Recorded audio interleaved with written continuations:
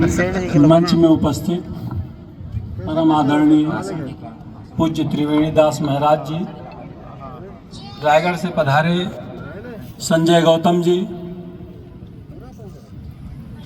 हेमंत साहू जी, राठिया जी, फवाइद जी, माली जी और सामने उपस्थित इस हिंदू समागम में सब पधारे हमारे सभी हिंदू स्नेही स्वजन। सुनो भाई, साथियों, आज हम हिंदू अपने ही भारत में, अपने ही देश में एक गंभीर षड्यंत्र का सामना कर रहे हैं। आप सोच रहे होंगे ये षड्यंत्र क्या है? ये षड्यंत्र है हमें जातियों में विभाजित कर, आपस में लड़ाकर और हमारे अंदर के हिंदुत्व को मारकर इस देश में फिर से मुगलिया मिशनरी सल्तनत की स्थापना करना। साथियों, षड्यंत्र है तो कोई षड्यंत्रकारी भी होगा। वो षड्यंत्रकारी कौन है मैं आपको बताना चाहता हूँ। इतिहास में जाइए, 1947 में अंग्रेजों के साथ मिलकर इस देश का विभाजन करने वाली पार्टी, वो विभाजनकारी पार्टी ही इस षड्यंत्र के मूल में विद्यमान है। साथियों,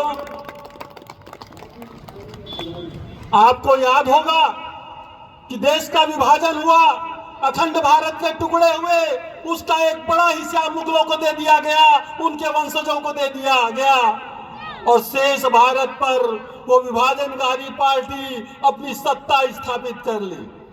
पर इतने से उस विभाजनकारी दल का मन नहीं भरा, उसने अपना षड्यंत्र जारी रखा। कहते हैं किसी संस्कृति को नष्ट करना है तो उसकी शिक्षा व्यवस्था को नष्ट कर दो, उसके मन में दूषित शिक्षा डालो, गलत नारे समझाओ, गलत बातें बताओ। आप सबको याद होगा, हमने बचपन में ऐसी कई नारे सुने हैं, कई नारे पढ़े हैं। मैं आपको उदाहरण के रूप में एक नारा दे रहा हूं। आप सबने सुना होगा, बचपन में रटा होगा, हिंदू मुगल भाई भाई। मैं कहता हूं इससे बड़ा झूठ इस दुनिया में, इस संसार में कोई दूसरा नहीं होगा। साथियों, अगर किसी को मेरी बात गलत लग रही है तो वर्तमान घटनाक्रम में एक नजर डाल ले। दक्षिण भारत में हम हिंदू एक पहाड़ी में हजारों साल से कार्तिक मास में भगवान कार्तिकेय को समर्पित कर दीप प्रज्वलित करने का कार्य करते रहे हैं।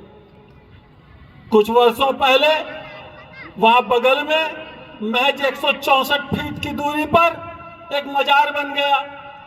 हमने तो यही शिक्षा ली थी, हिंदू मुगल भाई भाई, बन गया तो बन गया, कोई बात नहीं। परंतु बात यहीं से आरंभ होती है। मजार बना, चादरें चढ़ाई जाने लगी। कोई बात नहीं, आप अपने यहाँ चादर चढ़ाओ, हम अपने यहाँ दीप जलाते हैं। लेकिन नहीं, हमारे दीप जलाने से उनकी आस्था खंडित होती है। उन्होंने हमारा दीपक जलाना बंद करवा दिया। वहां की हिंदू विरोधी सरकार ने हम हिंदुओं का उस पहाड़ी पर दीपक जलाना बंद करवा दिया।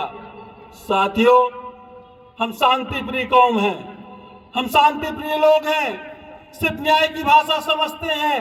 न्यायालय गए, न्यायालय ने न्याय दिया। न्याय तो यही कहता है आप अपने यहाँ चादर चढ़ाओ, ये अपने यहाँ दीपक जलाएं। कमाल देखिए साहब, न्यायालय का निर्णय आ गया, उसके बाद भी हमें वहां दीपक जलाने को नहीं मिला। उल्टे सारी हिंदू विरोधी पार्टियां एकत्रित हो गई और संसद में उस न्यायाधीश के खिलाफ महाभियोग प्रस्ताव लेकर चली आई। आप बताइए, इससे बड़ा झूठ क्या होगा? इससे बड़ा झूठ आपने क्या पढ़ा होगा कि हिंदू मुगल भाई भाई? आप अगर इस नारे से प्रभावित होकर के उनको अपने घर के बगल में अपना घर बनाने दे दिए, याद रखिए जिस दिन उनकी जनसंख्या बढ़ेगी, ये उदाहरण बताता है आप अपने घरों में दिवाली नहीं मना पाएंगे। ये उदाहरण हमको ये बताने के लिए पर्याप्त है। साथियों, आप सब ने पढ़ा है, जो देश, जो समाज, जो राष्ट्र अपने इतिहास को भुला देता है, वो एक दिन इतिहास बनकर इतिहास के पन्नों में गुम हो जाता है। हमारा 800 बरस का गुलामी का इतिहास रहा है।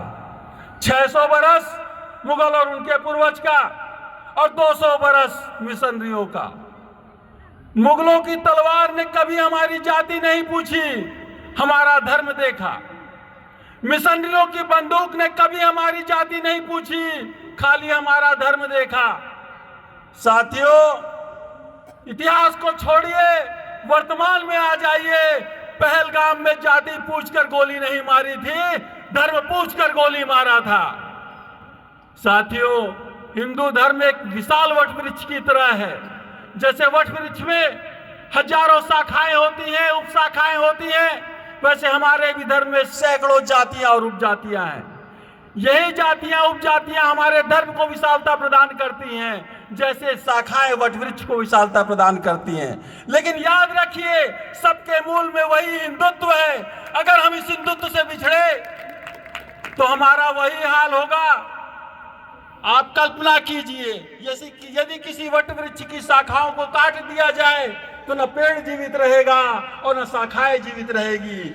और उस विभाजनकारी दल के षड्यंत्र का आधार यही है, वो चाहती है कि हमारे हिंदुत्व की शाखाएं विभिन्न जातियों को एक दूसरे से लड़ाकर उन्हें नष्ट कर दे और फिर से इस देश में मुगलिया मिशनरी हुकूमत कायम कर सके। साथियों, शास्त्र कहता है, धर्म और रक्षति रक्षिता। हम धर्म की रक्षा करेंगे तो धर्म हमारी रक्षा करेगा। आज इसी उद्देश्य से हम सब हिंदू यहाँ उपस्थित हुए हैं। इस समागम में उपस्थित बाहर से आए सभी अतिथिगण का मैं हृदय से आभारी हूँ, और आप सब हिंदू स्वजन जो उपस्थित हुए, आप सबका भी मैं हृदय से अभिनंदन करता हूँ। धन्यवाद।